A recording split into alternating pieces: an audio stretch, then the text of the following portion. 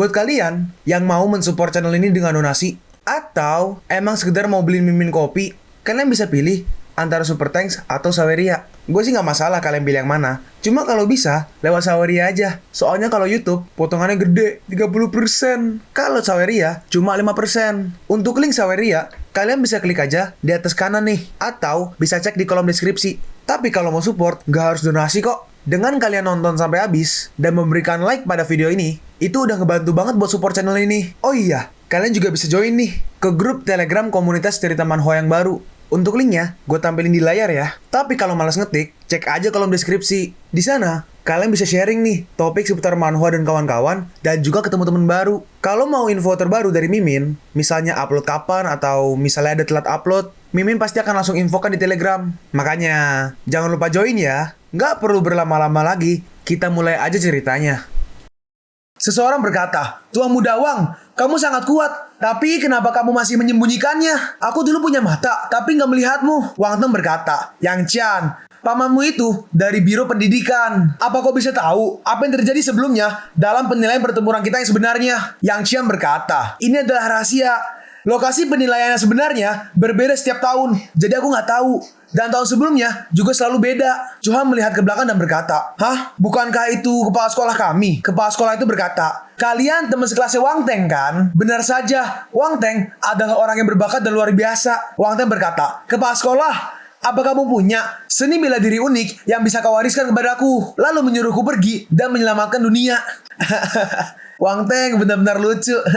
Kepala sekolah itu berkata, "Kami memiliki sistem penghargaan untuk kandidat seni bela diri. Kalau kamu masuk 50 besar, kau akan mendapat originium. Dan kalau masuk 3 besar, kau akan dihargai dengan sebotol eliksir. Dan kalau bisa peringkat pertama, bukan hanya kau mendapatkan hadiah sebelumnya, tetapi juga hadiah misterius. Kau nggak akan kecewa deh. Wang Teng, kau harus bekerja keras untuk mendapatkan peringkat." Wang Teng membalas, "Iya, aku mencoba yang terbaik untuk memenangkan kemuliaan bagi sekolah." Dalam hati Wang Teng, baik batu sumber dan eliksir adalah bahan yang diperlukan untuk ditembus para pejuang. Dan barang-barang itu sangat berharga. Tampaknya kepala sekolah telah menghasilkan banyak uang. Dalam hati Wang Teng, "Wah, aku nggak nyangka kita bakal tinggal di barak. Jadi kita ikut ujian di sini." Seorang prajurit pengawas berkata, "Tempat ini adalah tempat tinggal kamu malam ini. Dan ujian besok ada di tempat lain. Di sini, kamu harus mematuhi aturan Bapak. Kalau tidak, kau akan langsung didiskualifikasi dari ujian." Lalu seseorang datang dan memanggil Yang Qian. "Yang Qian, Paman, kenapa kau ada di sini?" "Aku datang ke Wang Teng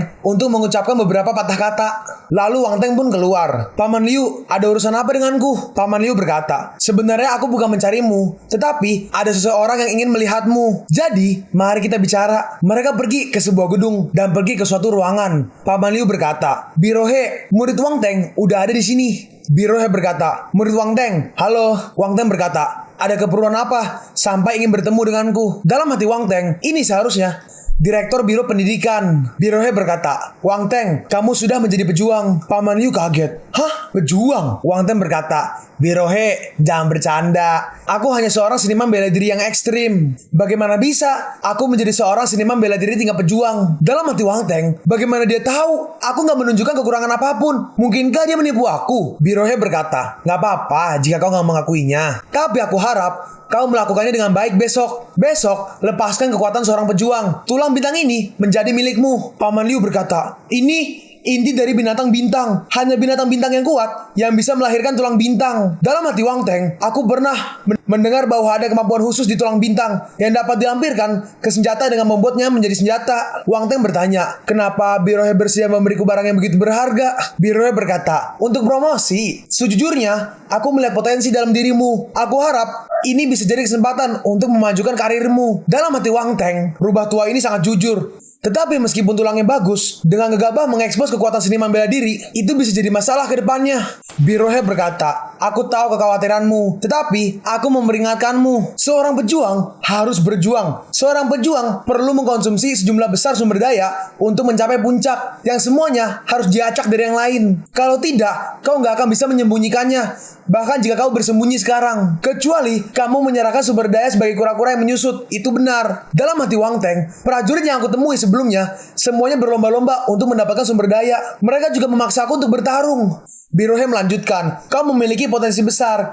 Dan jika kamu nggak memiliki sing-sing yang sesuai, kamu nggak akan dapat melangkah lebih jauh di masa depan. Ya udah, lupakan aja. Anggap aja aku nggak menemuimu malam ini. Ya udah, aku kembali dulu. Dalam hati Birohe, bajingan kecil ini sangat pintar. Dia nggak bisa menerima umpan sama sekali. Saat Wang Teng ingin keluar, dia berkata, Birohe, hukum agresivitas tidak berguna bagiku. Tapi ya, aku akan mengambil alih kesepakatan ini. Birohe berkata, bocah, kau baru aja bermain denganku. Birohe, katakanlah, aku berjanji, tulang bintang ini, sebelum selesai bicara, Wang Teng langsung dipotong oleh Birohe. Birohe berkata, kamu ingin mendapatkan sesuatu sebelum ujian dimulai? Kau pikir semudah itu? Jika kamu nggak memberiku sesuatu, bagaimana jika kamu mengembalikannya? Birohe membalas, kalau gitu, mari kita tanda tangani kontrak ini. Oke, deal. Lalu kita berpindah ke hari berikutnya. Hai, lihat, ada pesawat besar. Saksikan berikut ini. Ada juga rune di pesawat. Seorang prajurit pengawas berkata, murid, aku berharap kalian semua beruntung dalam lulus penilaian pertempuran yang sebenarnya. Dan semua orang kembali hidup-hidup. Ayo, pergi sekarang. Pergi ke tempat untuk tes pertempuran yang sebenarnya. Yang Chen berkata, wah benar aja. Ini Force Airship. Airship ini menggunakan rune sebagai pembawa dan Force sebagai kekuatan mendorong. Wang Teng bertanya, bukankah ini sama dengan Air Force Car dan Air Force Plane kita? Yang Chen menjawab, nggak sama. Aku mendengar bahwa teknologi penggunaan Force Airship diturunkan dari dunia lain. Ini sangat berbeda dari teknologi kami. Tetapi, aku nggak tahu secara spesifik. Wang Teng berkata, setelah waktu yang lama, kamu juga setengah-setengah. Chuhan berkata, karena itu, apakah dunia lain memiliki produk yang mirip dengan teknologi kita? Yang Chen berkata, siapa tahu, berita utama dari dunia lain tampaknya dibatasi. Tapi selama kita menjadi pejuang, kita punya kesempatan untuk pergi ke dunia lain. Wang Teng berkata, bagaimana bisa? Kau nggak tahu. Bukankah ayahmu pernah ke dunia lain sebelumnya? Chuhan menjawab, dia nggak pernah menyebutkannya. Dan aku juga masih kecil saat itu. Apalagi setelah kecelakaan itu. Dalam hati Yang Chen, mereka berdua memiliki sedikit rahasia yang mereka nggak beritahukan kepadaku. Lalu mereka pun sampai di sebuah pulau. Seorang berkata, wah, aku nggak menyangka ruang ujian yang sebenarnya berada di sebuah pulau. Lihat, ada 2 kapal udara lagi yang mendarat di sana. Mereka seharusnya adalah kandidat dari distrik lain di Laut Cina Timur. Lalu ada pengumuman, selamat datang di ruang uji ketiga di Laut Cina Timur. Kami telah menyiapkan seragam pelindung tempur dan senjata yang akan dikumpulkan setelah panggilan masuk. Penilaian akan dimulai 2 jam kemudian. Aku berharap para kandidat semua kembali dengan selamat. Wang Teng datang ke tenda untuk mengecek senjata. Wang Teng berkata, aku membawa senjataku sendiri. Apa aku bisa menggunakannya setelah diperiksa? Prajurit itu berkata, ya, kamu dapat menggunakan senjata kamu sendiri setelah kami memeriksanya. Oke, kotakmu bagus. Oh, jadi mereka semua adalah senjata rune bintang 1. Kenapa? Ada yang salah? Prajurit itu menjelaskan, enggak, kemampuan untuk menggunakan kekuatan senjata ini adalah kekuatanmu. Dan tentu saja, itu bukan pelanggaran. Wang Teng berkata, tolong beri aku battlesuit yang lebih ringan. Coba ini. Battlesuit ini relatif ringan, tetapi pertahanannya sedikit gak mencukupi. Jadi berhati-hatilah. Lalu Chuhan menghampiri Wang Teng. Wang Teng, apa aku mau pakai pakaian yang aneh? Wang Teng menjawab, enggak, kamu mengenakan battlesuit dengan benar. Lalu tiba-tiba ada suara gertakan yang besar. Seseorang berkata, astaga, itu adalah Beast. Chuhan tampak ketakutan. Wang Teng berkata, ketua kelas, apa kau baik-baik aja? Chuhan berkata, aku baik-baik aja. Dalam hati Wang Teng, dengan kekuatan ketua kelas, dia pasti agak kesulitan untuk menghadapi Beast mutasi itu. Yang Xian berkata, awalnya aku berpikir bahwa penilaian pertempuran yang sebenarnya bukanlah apa-apa. Tapi sekarang, jujur aja, aku sedikit takut. Wang Teng berkata, tetaplah tenang. Lihatlah teman sekelas di sekitarmu. Mereka semua nggak ada yang takut. Lalu seorang prajurit naik ke podium dan berkata, perhatian, penilaian pertempuran sebenarnya akan segera dimulai. Izinkan aku untuk mengumumkan peraturan ujian. Waktu penilaian adalah dari jam 10 sampai jam 6 besok pagi. Dan kamu akan menghabiskan 1 malam di hutan primitif ini. Makanan, air, tempat tinggal, kamu harus menghadapinya sendiri. Seorang murid protes. Di hutan yang begitu berbahaya, kita harus tinggal 1 hari 1 malam. Enggak mau. Kemungkinan ada banyak bis seperti itu di sana. Prajurit itu melanjutkan. Perhatian, untuk penilaian berburu, setidaknya 5 bis mutasi. Semakin banyak monster yang kamu buru, semakin kuat kamu, dan semakin tinggi skor kamu. Dan dengan begitu, semakin baik pilihanmu saat daftar ke universitas. Komunikator di selatan kamu terhubung di satelit kami, dan kami akan terus memantau statusmu. Dalam kasus bahaya, menekan tombol alarm akan mendatangkan orang khusus. Tetapi, itu juga berarti didiskualifikasi. Selain itu, penilaian pertempuran yang sebenarnya gak memungkinkan kandidat untuk saling membunuh. Tetapi, masih ada hubungan yang kompetitif. Kamu gak hanya harus mewaspadai bis mutasi, tetapi kamu juga harus mewaspadai kandidat lainnya. Ujian seni bela diri itu penting, tetapi hidup itu lebih berharga. Ingatlah untuk tidak gegabah dan mencoba yang terbaik. Ada harapan dalam hidup.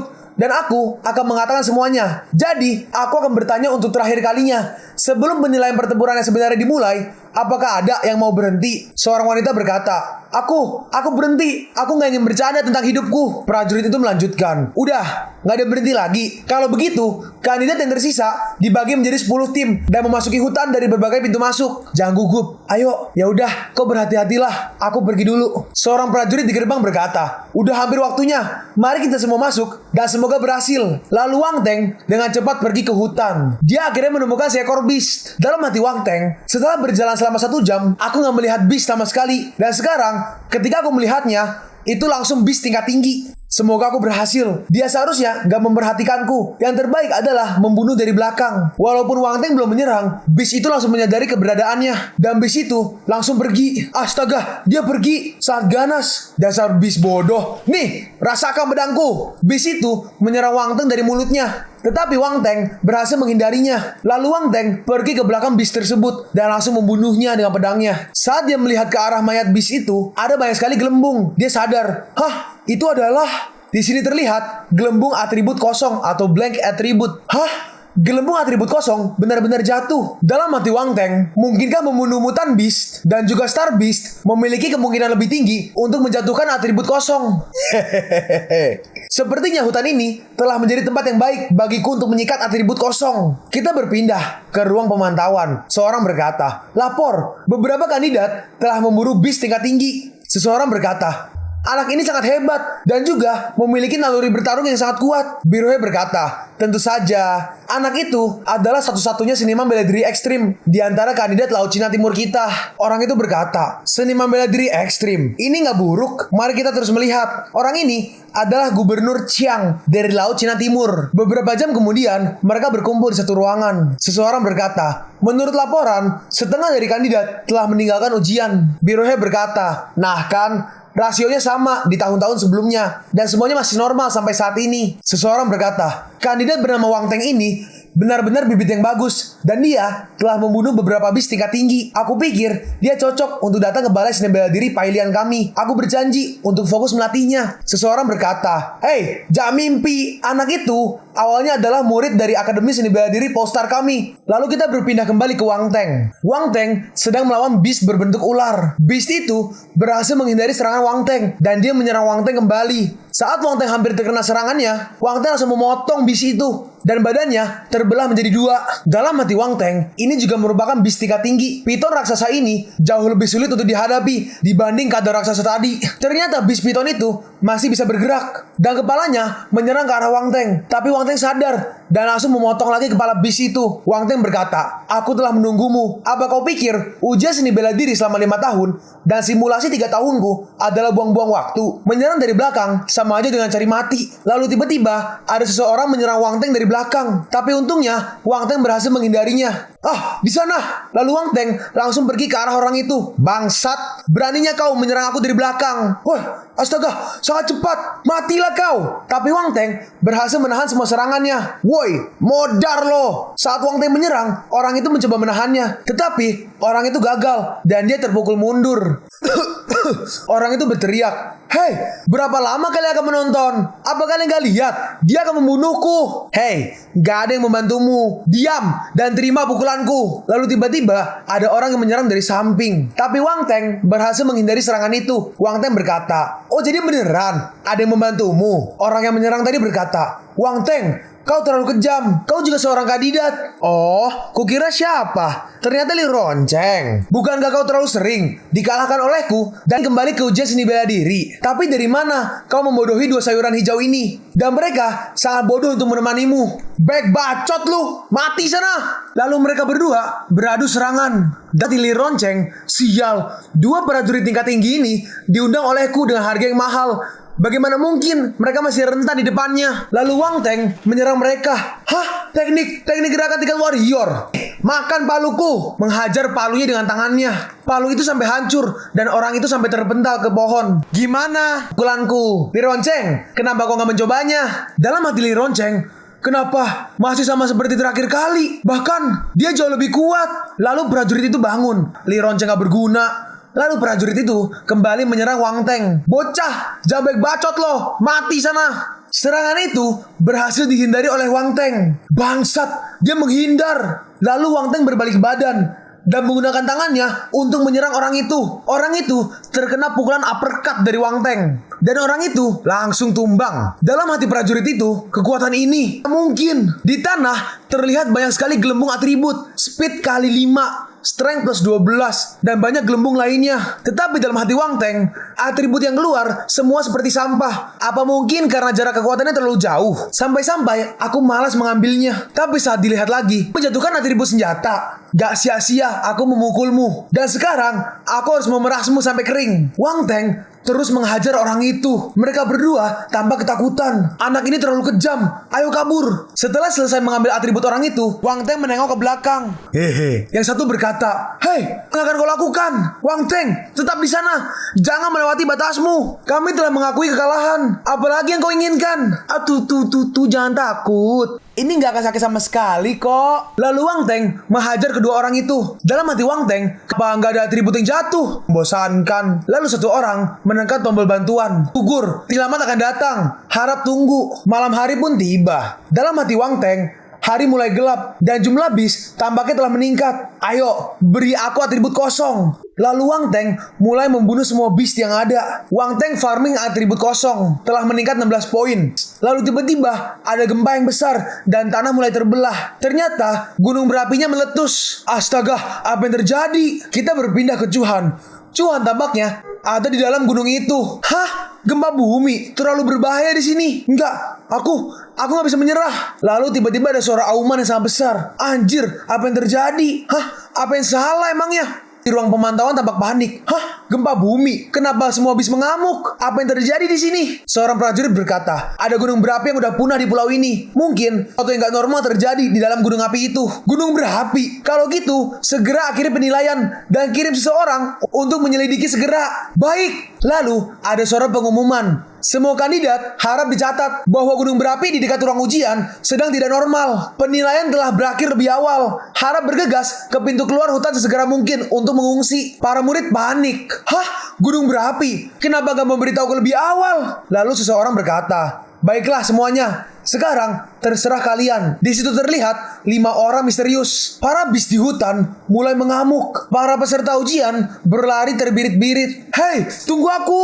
Gunung berapi itu terus melakukan hal yang aneh. Dalam hati Wang Teng, elemen api masih sangat ganas. Apakah ini akan meletus? Atau sesuatu yang lain terjadi? Aku nggak tahu apa yang terjadi pada Lin Chuan. Lalu Wang Teng melihat 3 martial warrior yang pergi ke dalam gunung itu. Hah? 3 martial warrior? Mereka seharusnya instruktur yang melindungi para kandidat. Dan mereka akan pergi ke gunung untuk memeriksa situasi. Aku harus melihatnya. Ketiga martial warrior itu membunuh para beast yang ada. Jalan, kekuatan mereka terlalu ganas. Mereka meledakkan begitu banyak gelembung atribut. Aku akan kehilangan gelembung kalau aku gak mengikuti mereka. Tapi mereka pergi kemana? Apakah mereka beneran akan masuk ke gunung berapi itu? Kalau meletus gimana? Yaudah, lupakan. Hidupku dipertaruhkan. Jadi lebih baik aku mundur. Lalu Wang Teng menginjak sesuatu. Ini adalah kartu. Dan saat dilihat, ID card masuk Lin Chuan. Mana dia?